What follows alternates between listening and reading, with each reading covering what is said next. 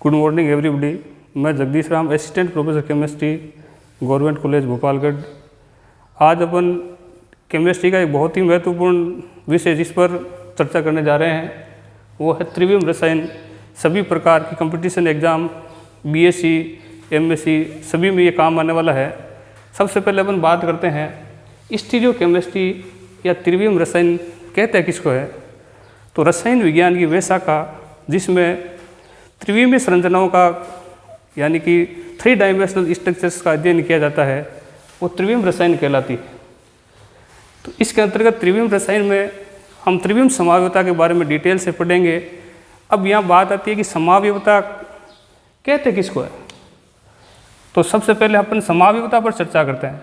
समावयवता iso plus मर से मिलकर बना है जिसका अर्थ है समान पार्ट्स।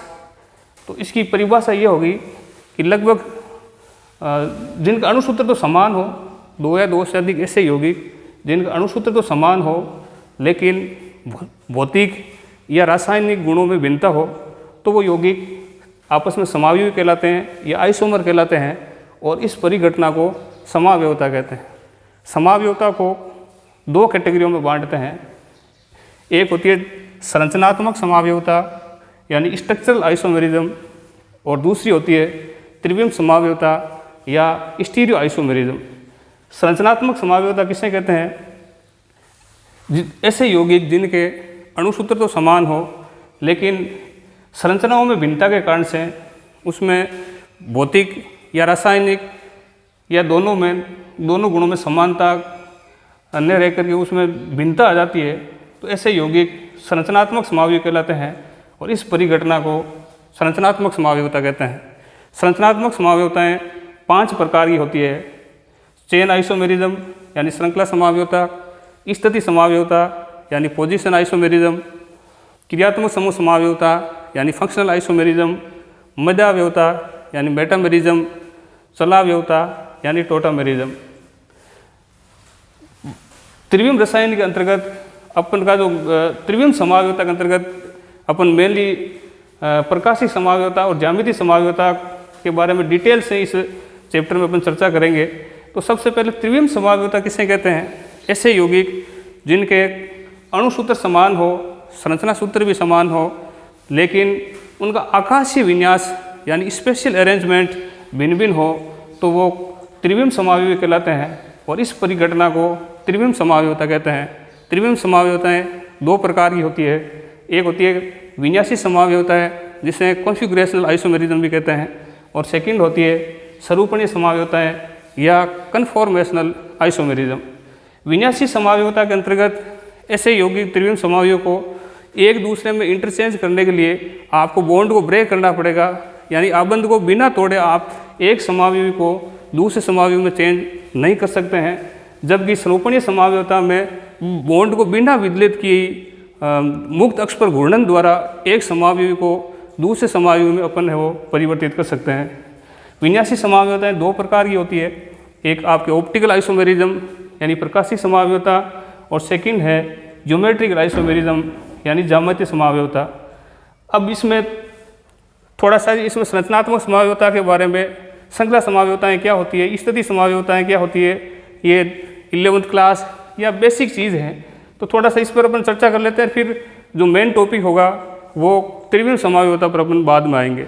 तो सबसे पहले जो संरचनात्मक समावयवता में श्रृंखला समावयवता क्या होती है, इसके क्या एग्जाम्पल्स हैं, वो बारी बारी से इन जो समावयवता हैं उन पर अपन वो देखेंगे। फिर जैसे ही इस वीडियो की सीरीज़ में जितने भी कम्पिटिटिव एग्जामों में त्रिविम रसायन से संबंधित जितने भी प्रश्न आए हुए हैं जैसे ज्यामितीय समावयवता और प्रकाशिक समावयवता के नामकरण की जो पद्धतियां हैं उस पर भी अपन वो चर्चा करेंगे जो एक बहुत ही आपके लिए वीडियो में लाभदायक जानकारी होगी। तो जैसे भी आपको बता रहे थे जो समावयवता में श्रृंखला समावयवता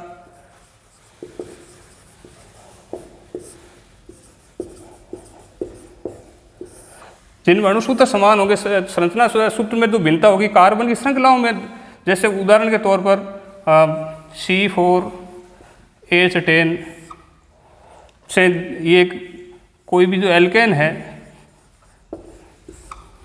4 कार्बन वाले आप ब्यूटेन से अपन कार्बन की श्रृंखला ऐसे एक तो सीधी श्रृंखला वाली अपन बनाते हैं, CH3 CH2 CH2 CH3, तो इसको अपन बोलते हैं नॉर्मल ब्यूटेन। और एक में श्रृंखला आपके साकित हो जाए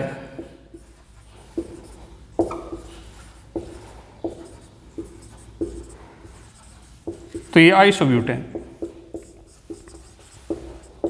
दोनों का श्रृंखला सूत्र समान है, लेकिन इसमें जो कार्बन की श्रृंखलाओं में भिन्नता है, इसलिए ये दोनों श्रृंखला समावयवों के उदाहरण है।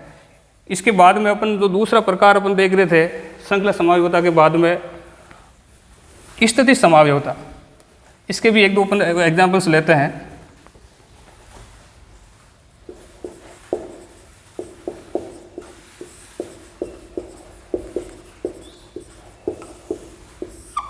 जिसमें अणुसूत्र समान होगा, जैसे C4H9Cl, ये अणुसूत्र समान है, लेकिन इसमें जो हैलाइड है क्लोरीन, उसकी स्थिति आपको भिन्न भिन्न होगी। जैसे इस संरचना में मैंने यहाँ 1 पर जोड़ा है, जैसे 1 क्लोरोब्यूटेन। अब ये Cl यहाँ 2 पर जुड़ जाए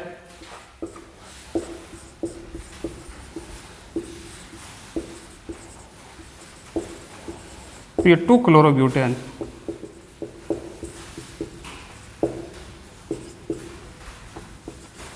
तो 1 क्लोरोब्यूटेन और 2 क्लोरोब्यूटेन आपस में स्थिति समावयवों के उदाहरण है। इसके और भी बहुत से उदाहरण ले सकते हैं।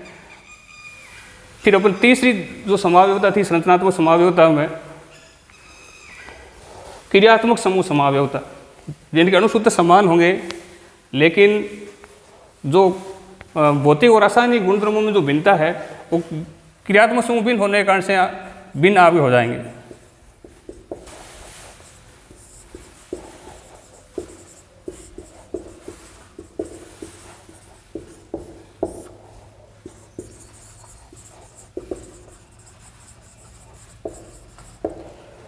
जैसे C3H8O, तो इससे देखो एक संरचना अपन ये बना सकते हैं,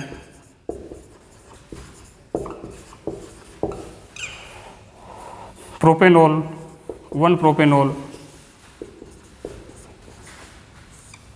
एक इसे ईथर भी अपन बना सकते हैं।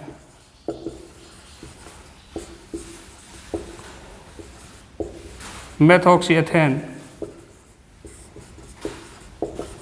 दोनों का अणुसूत्र समान है लेकिन क्रियात्मक समूह भिन्न होने के कारण से ये क्रियात्मक समूह समावयवता का उदाहरण है। एक संरचनात्मक समावयवता में एक अलग प्रकार की समावयवता अपने पहले देखा था, उसके भी एग्जाम्पल लेते हैं, जिसे कहते हैं मध्यावयवता।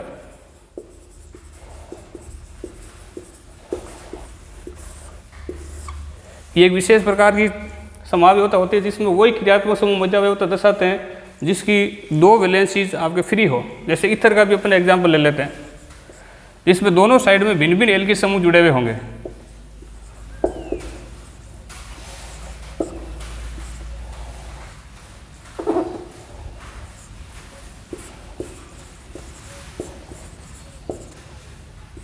C4H10O, अणुसूत्र समान है, क्रियात्मक समूह भी समान होगा, लेकिन जो जुड़ने वाले एल्किल समूह वो भिन्न भिन्न होंगे। जैसे दोनों साइड में इसमें एथिल जुड़े हुए हैं, एक संरचना में अपन ने प्रोपिल जोड़ दिया,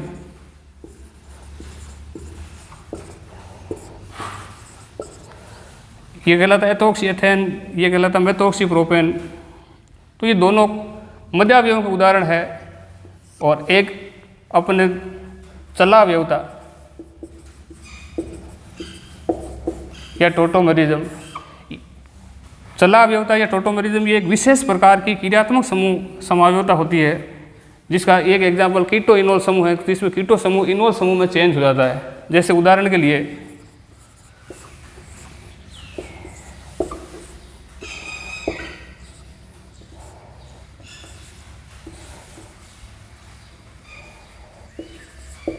जिसमें सक्रिय मेथिलीन समूह जुड़ा हुआ होना चाहिए, तो इसमें एक डबल बॉन्ड और हाइड्रोजन के ट्रांसफर होने के कारण से इसमें तो ये कीटो रूप है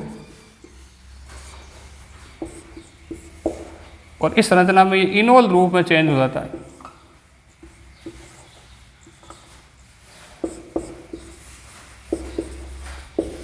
आगे वाली संरचना में जैसे हाइड्रोजन यहाँ आएंगे, डबल बॉन्ड यहाँ ट्रांसफर होगा, तो हाइड्रोजन और द्विबंध के स्थानांतरण से एक समावयव दूसरे समावयव में चेंज हो जाता है। ये कीटो रूप कहलाता है, ये इनोल रूप कहलाता है। तो ये तो अपन ने चर्चा की थी संरचनात्मक समावयवता के बारे में। मेन जो त्रिविम रसायन का जो पार्ट की जो अपन बात करें या बेसिक की बात करें, वो त्रिविम समावयवता से शुरुआत करेंगे। तो उस त्रिविम समावयवता का एक कोई अगले वीडियोज़ में आपको समझाने का प्रयास करेंगे। धन्यवाद।